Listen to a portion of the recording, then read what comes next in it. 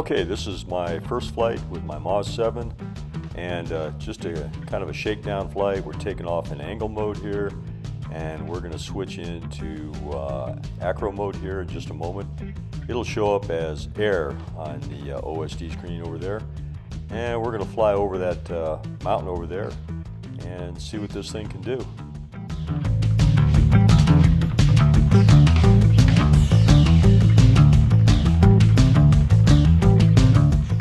First, just flying over the golf course a little bit in angle mode just to play it safe. I'm a little leery of actually putting it in Acro.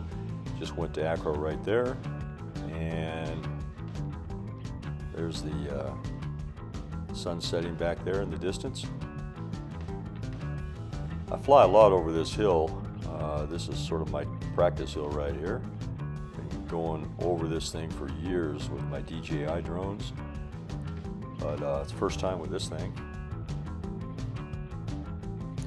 So again, this is my first flight in Acro Mode, and I've done about 6 or 7 more flights since I actually did this first flight. So I got a pretty good feel for the drone now and what it can do. And it's quite different from the DJI FPV drone. It's a great drone. I think it has pretty good speed comparable to the FPV drone. We did get up to 100 miles an hour on this flight at one time, but it is a little bit sluggish when it comes to throttle response. It's just so big and heavy that there's a lot of mass and inertia there that has to be overcome, I think. So when you go to give it a little throttle, it's kind of slow in responding, where the FPV drone will just rocket up if you if you're trying to climb a mountain or something, or pulling out of a dive. I don't think I'd want to dive a vertical mountain with this with these lithium-ion batteries. I'd prefer to have a lithium polymer battery. That might, it'd be a little lighter and it actually might respond better. Maybe like a 4,000 milliamp hour battery, something like that. You get a lot more current, current response when you hit the throttle. And for this flight, I'm using the Banggood battery, the lithium-ion 8 amp hour or 8,000 milliamp hour battery. And it's only 10C. It's kind of a cheaper battery. I think it was like 75 bucks, something like that. A lot cheaper than the GEPRC battery. And it seems to be okay, but again, it's the first flight, and that low C rating, kind of limits the performance of the drone overall. You're just not going to get as much amp through it as you would with a lithium polymer battery. Now in this part of the flight, I'm getting ready to do a left-hand turn, kind of a roll in the yaw to the left, and I'm descending down the mountain at the same time. I actually give it a little bit of extra throttle, and you can see the speed on here, which is over in the upper right. You can see that really picking up here, 80, 90 miles an hour. We actually clock over just over 100 miles an hour right there. And so this thing can go pretty fast. I don't know, what the top speed is, but it's well over 100, no doubt. And I know you can cruise at around 80 without any issues at all. You don't need full power to do that. So it's actually a pretty fast drone.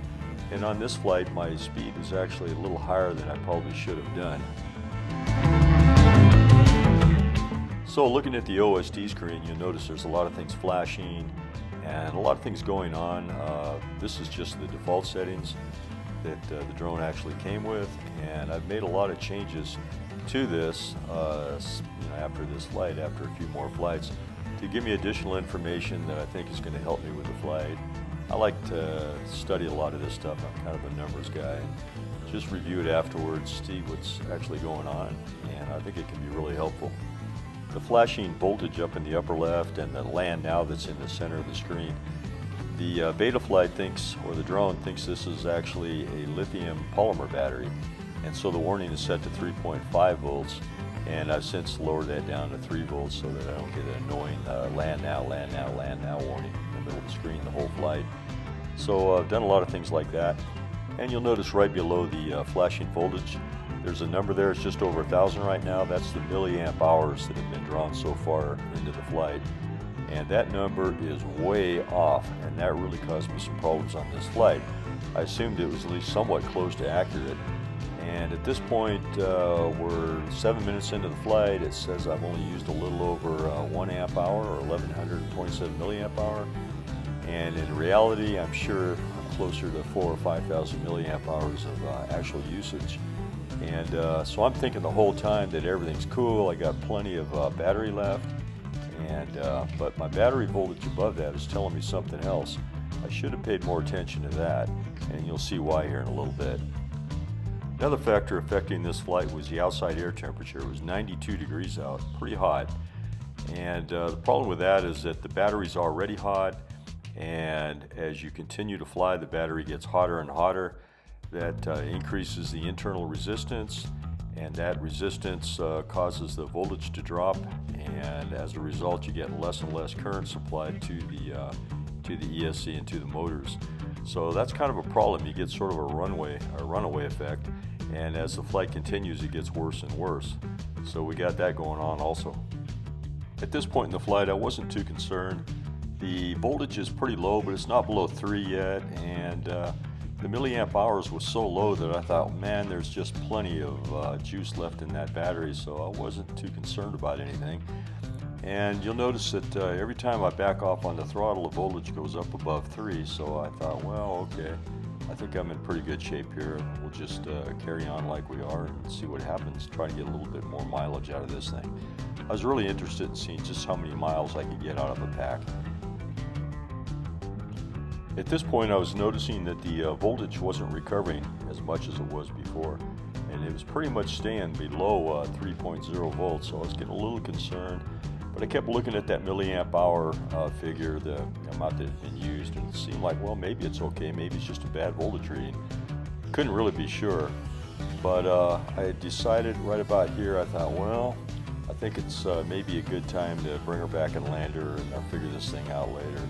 So I executed a right-hand turn right about here and decided to just kind of bring it in nice and slow. Voltage did kick up a little bit right there, but it came right back down again.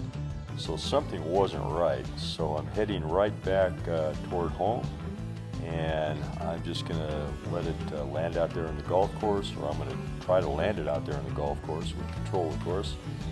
So I'm bringing it in slowly, and I'm already pretty close to 10 minutes of flight at this point, and I'm approaching almost, well over 9 miles of flight. So I'm getting pretty close to home here. I'm making a left-hand turn coming up, and it's getting a little bit shaky right here, and I still got a little more altitude than I thought I had, and as I'm coming down it's kind of shaky, and I decide I need to go out past my house, turn around to the left, and kind of come back and try and land it down in the green there. So I do a final left-hand turn here. I've also got it in angle mode, of course, and now it's really getting kind of shaky. The voltage is really dropping, 2.18, 2.16. It actually dips below 2.0, so it's like just almost completely out of juice. This thing was like ready to fall out of the sky, but fortunately it made it, and we're looking pretty good. So very close in the end, but it's a pretty good flight, over 10 minutes of flight, 9.5 miles. I'll take it.